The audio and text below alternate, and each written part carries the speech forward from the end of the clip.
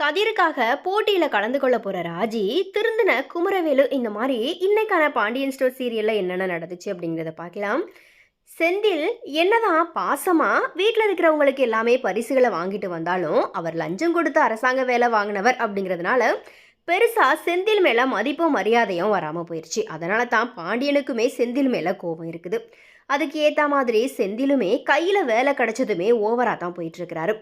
So and அதே போல் அதுக்கப்புறமா அவருடைய பேச்சும் செயலுமே பார்த்தீங்கன்னா எரிச்சல் ஏற்படுத்துகிற விதமாக தான் இருந்துச்சு வருது.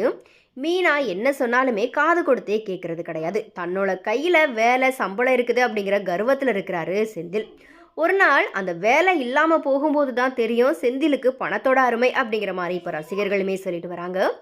இப்போ கூட பார்த்தீங்கன்னா எல்லா பணத்தையுமே செலவழிச்சிட்டாரு. மீனா வாங்கின லோனுக்கு யார் இஎம்ஐ கட்ட போகிறாங்க இதெல்லாம் யோசிச்சு தான் பாண்டியன் கராரா செந்தில் கிட்ட இருக்கிறாரு. ஆனால் அதை புரிஞ்சுக்காம செந்தில் பார்த்தீங்கன்னா ஒரு பக்கம் ஆடுறாரு.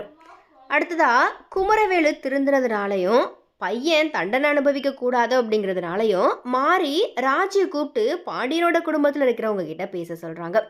ஆனால் ராஜி இதை பற்றி எப்படி பேச அப்படிங்கிறது தெரியாததுனால அமைதியாக போயிடுறாங்க.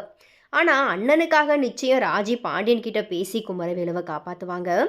அடுத்ததா கதிருக்கு பிஸ்னஸ் பண்ணணும் அப்படிங்கிற ஆசை இருக்குது. ஆனாலும் பணம் இல்லாததுனால தவிக்கிறாரு அப்படிங்கிற காரணத்துக்காக ராஜி கதிருக்கு உதவி செய்கிறதுக்கு ஆசைப்படுறாங்க. ஸோ அந்த வகையில் இதை நிறைவேற்றுற விதமாக டான்ஸ் போட்டி ஒன்று ஆரம்பமாக போகுது. ஏற்கனவே டான்ஸ் போட்டியில் ஜெயித்து தான் கதிருக்கு பிடிச்ச பைக்கை வாங்கி கொடுத்தாங்க. அதே மாதிரி இப்போ 10 லட்சம் ரூபாய் பரிசு ஒன்று அறிவிக்கப்பட்டிருக்குது. அந்த வகையில் இந்த போட்டியில் கலந்துக்கிட்டு ஜெயித்தா 10 லட்சம் ரூபாய் பரிசு அப்படிங்கிறதுனால கதிருக்காக ராஜி ஜெயிச்சு அந்த பணத்தை வாங்கி கொண்டு கொடுத்து கதிருக்கு பார்த்தீங்கன்னா பிஸ்னஸ்க்கு ஹெல்ப் பண்ண போகிறாங்க. ஸோ எனிவே இது எந்த அளவுக்கு நடக்க போகுது அப்படிங்கிறத நம்ம வெயிட் பண்ணி பார்க்கலாம்.